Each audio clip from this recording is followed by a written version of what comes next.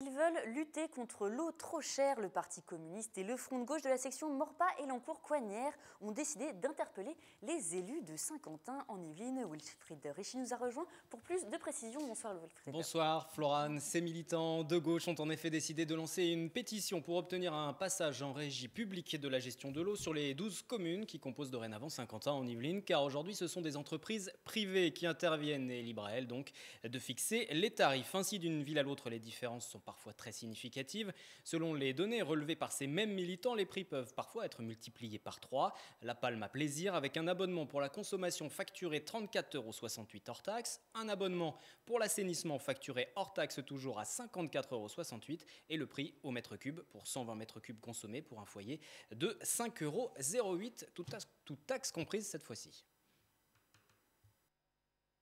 Il est évident que pour une consommation de 20 mètres cubes d'eau, Plaisir, c'est pas là que c'est le plus intéressant. Bon, ensuite, si on reste sur la norme INSEE, qui est de 120 mètres cubes d'eau, avec un diamètre de 15 mm, parce que tout ça, c'est normé, il vaut mieux être à Morpas, pour être clair. Sur Morpas, le prix du mètre cube d'eau pour 120 mètres cubes consommés est de 2,92 €, plus de 2 € d'écart avec Plaisir dont nous parlions tout à l'heure. Pour obtenir le détail complet du prix de l'eau sur les communes de Saint-Quentin, accédez aussi à la pétition en ligne dont il est question tout à l'heure. Je vous renvoie au site internet dont l'adresse s'affiche sur votre écran. Alors une fois le constat de la disparité de prix établi, la solution proposée, la mise en place d'une régie publique de l'eau est-elle possible? Oui, sans nul doute. En tout cas, c'est ce que disent les militants. Écoutez. Les infrastructures, elles existent.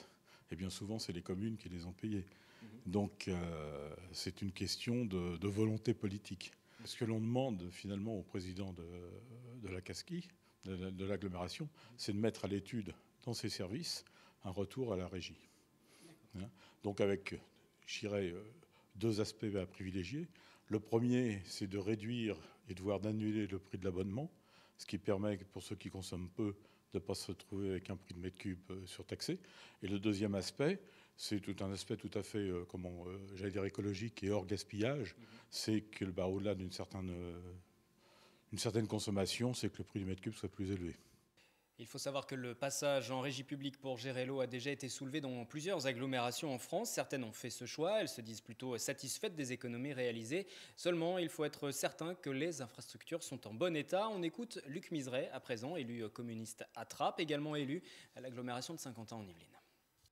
Il y a toutes les infrastructures à auditionner pour être sûr de savoir l'état dans lequel elles sont, quand est-ce qu'il va falloir les renouveler, etc. Donc il y a un chiffrage, c'est difficile, mais en tout état de cause, il y a une chose qui est certaine, c'est que le système est fait pour les grosses entreprises privées. Le conflit est donc malgré tout bien politique. Politique, oui, mais pas au sens gauche-droite traditionnel. Politique, car il repose tout simplement sur cette idée. La conception de l'eau est un bien universel, une vision incompatible, on le comprend, avec l'idée d'en tirer des bénéfices. La seule objectivité, c'est que les actionnaires des trois grosses entreprises s'en mettent plein les poches le plus possible. Mais il va falloir quand même un jour qu'on nous explique comment ces entreprises, qui au départ ramassent les ordures ménagères, distribuent l'eau, font du transport, comment elles arrivent à emmagasiner autant de milliards? Les partisans du passage à une régie publique pour la gestion de l'eau ont donc décidé d'interpeller les élus de Saint-Quentin lors d'une prochaine séance du conseil d'agglomération. Aucune date n'est fixée et la pétition circule toujours. Pour l'instant, un tel changement n'est en tout cas pas à l'ordre du jour si l'on en croit les dernières déclarations des élus majoritaires dans la presse. Merci Wilfried.